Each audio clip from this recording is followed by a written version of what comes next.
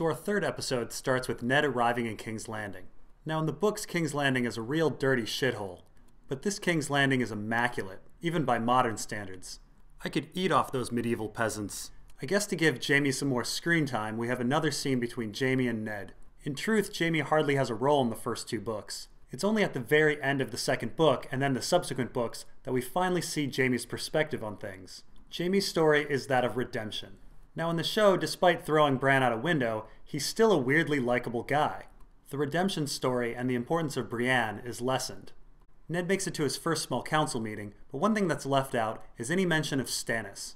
Stannis has fled to Dragonstone, and there's a reason for this. He found out about the incest and knows war is coming. Another thing that's been left out is any talk about the fostering of Sweet Robin, Lysa Arryn's son. As I mentioned in the first two parts, there is the Jon Arryn murder mystery, which has been largely dropped from the show. Stannis found out about the incest and wanted to foster Sweet Robin. With Sweet Robin in his possession, he would have the Veil in case of war. But meanwhile, Tywin Lannister also wants to foster Sweet Robin. So it sounds like Pycelle also found out about the incest and was trying to counter Stannis. However, the potential fostering of Sweet Robin is what drives Lysa to kill Jon Arryn. Our author has done a really good job cleverly crafting this sequence of events. For a long time we're led to believe that Cersei killed Jon Arryn, but the hints that Lysa actually did it are there the whole time. Now during this first small council meeting, we find out that the crown is massively in debt.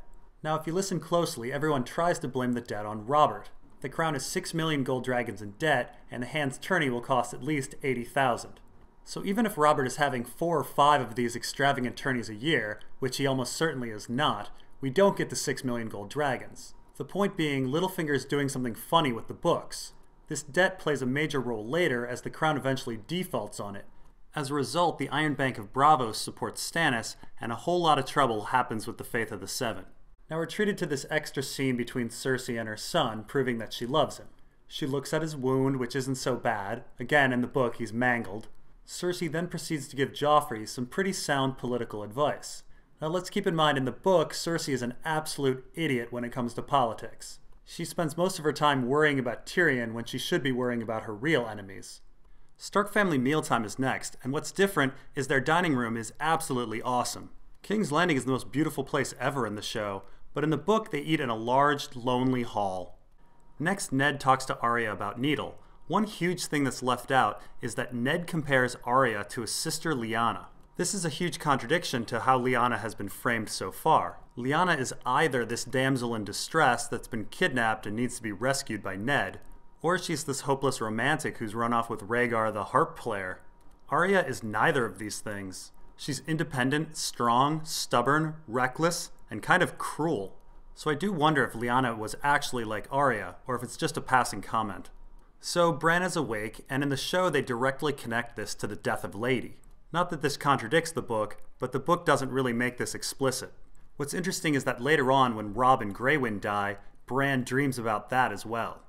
Now we get to meet Old Nan and all of her crazy stories. Now the thing about Old Nan is that she's often right. The Long Night did happen, the dead did rise from the grave, the others are real, or as they call them in the show, the White Walkers. What concerns me here is that she says, crows are all liars. If she's correct, that means the Three-Eyed Crow, aka Bloodraven, is a liar and is using Bran. So Cat and Roderick make it to King's Landing. Now, in the book, they take a ship, which explains why they get there only just a little bit after Ned. But whatever, super horses. They get pulled in by Littlefinger and Varys to discuss the dagger.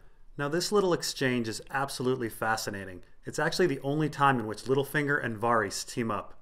It's very, very clear that Varys and Littlefinger are rivals and not on the same side. So why on earth would Varys alert Littlefinger to Cat and Roderick's arrival? My theory is that Varys is trying to keep the peace at the time while his plans and Essos go forward. This dagger, if used by a Lannister, might cause war if Cat and Roderick go to King Robert. But Varys doesn't have Cat's trust, so he enlists Littlefinger. Littlefinger quite cleverly pins the dagger on the one person that's not in King's Landing, Tyrion. Why would Littlefinger go along with it? Well, it seems that Littlefinger has a plan that involves Ned in some way. War at this point doesn't serve him. And so we have this weird unholy alliance between Varys and Littlefinger that never happens again. Meanwhile, back at the Wall, Jon is kicking some butt and making some enemies. One of the things I really love about the Wall is they're all supposed to be black brothers, but in fact, there are factions, because everyone had a life before the Wall. Take the angry gym teacher Alistair Thorne. He was a Targaryen loyalist, and that's the reason he had to take the black. It was either that or be executed by King Robert. So knowing this, it seems a lot more understandable that he's so irrationally against Jon. Jon is the son of Ned Stark, a man who helped destroy Alistair Thorne's life. Meanwhile, Jeor Mormont is a mystery. No one knows why he took the black. It's probably a good story. Next, Littlefinger takes Ned to the whorehouse to meet Cat. Now in the book there's this funny scene where they take a secret path out and climb down a sheer cliff. Littlefinger proves to be unusually agile. This escape route comes into play later with Sansa's kidnapping. Back at the Wall, Jon is getting accosted by his frenemies. In the show, Tyrion interrupts them and tells them that they better stop or he'll tell the Queen. Of course, this doesn't make much sense, as Jon is already son of the Hand. What's also weird about this scene is that Tyrion gives Jon his mail, which makes no sense. Now in the book, they're interrupted by a guy named Donal Noy. Noy used to work for House Baratheon and lost his arm in the Siege of Storm's End. The character is a big riddle, because you have to ask yourself, why would someone lose an arm in a siege? Later from Davos and Stannis, we find out that everyone was starving during the siege, so we can kind of piece everything together. It seems Donal ate his arm and was sent to the Wall for his crime. So we get these two scenes that juxtapose correct and incorrect love. We have incestuous, treacherous, rapey love, and we have our classic, proper, G-rated love. These scenes have been added, I guess, to give the actors a little more screen time. What's funny is that this is how Jaime perceives his love for Cersei. He's very proud of the fact that he's been 100% faithful to her, unlike Ned, supposedly. So again, for more screen time, we get drunk King Robert. Jaime talks about how his first kill was against the Kingswood Brotherhood. This outlaw band was incredibly successful because they won over the small folk. They are the direct inspiration for the Brotherhood Without Banners, who we meet later with the Aria story. Now over in the Dothraki Sea, we have this very important scene. Now in the book, Dany has a dream right before this scene, which means she has extra courage. Without any warning, she just sort of rides off, gets off of her horse, and wants to feel the grass between her toes. A barefoot Dany running towards this house with a red door is a reoccurring theme in the book. Now in the show, she actually gives a command to Jorah to stop, but in the book she does nothing of the sort. Regardless, Viserys is insulted and goes to give Dany a beatdown. It all ends with his humiliation and he's forced to walk behind the Khalasar. Now it's vital to remember that only 4 people speak the common tongue: Irri, Jiqui, Dariah, and Jorah. So one of them commanded Viserys. Now everyone's been riding together for months, so everyone knows Viserys' temper, and everyone knows that Viserys feels he's king. Whether it be Irri, Jiqui, Dariah, or Jorah, somebody intentionally pissed off Viserys. They're guiding him to getting himself killed. So we have a couple more scenes that are just to give Benjen some screen time. In the book he almost has no role at all. And we still don't know why Benjen joined the Night's Watch. In this scene he has some harsh words with Tyrion, but in the book it's Alistair Thorne giving Tyrion the lashing. This scene also has Yoren laughing at all of Tyrion's lame jokes. In the book, Yoren is one of the most humorless characters around.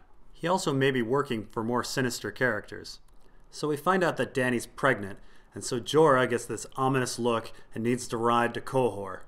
Now, if you haven't guessed, I don't trust Jorah very much. He claims to be working for a pardon, but none of that really makes sense. Would Bear Island really accept him back after the slaving and then spying?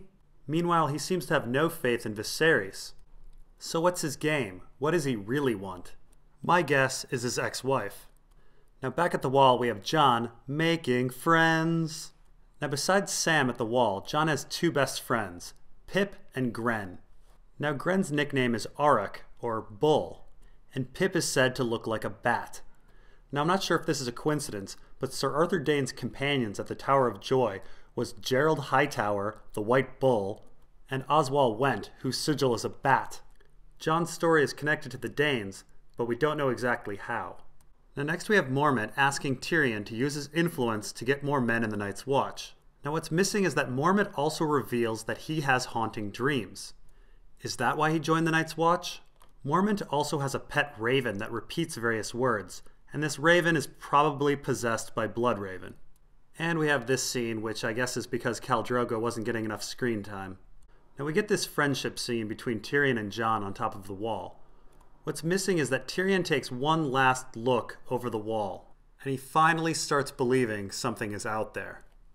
Now in our final scene we meet Syrio Forel. Now I find it to be an awfully big coincidence that Aria's first trainer is from Braavos, and then she eventually ends up in Braavos. Ned says that Syrio was recommended to him, but we don't know who recommended him to him. He may have been recommended by Vayan Poole, Ned's steward. Poole later tries to get the Stark family out of King's Landing on a Braavosi ship. Both Syrio and Poole go missing at the end of Game of Thrones and are presumed dead. And we end with an oh shit moment from Ned.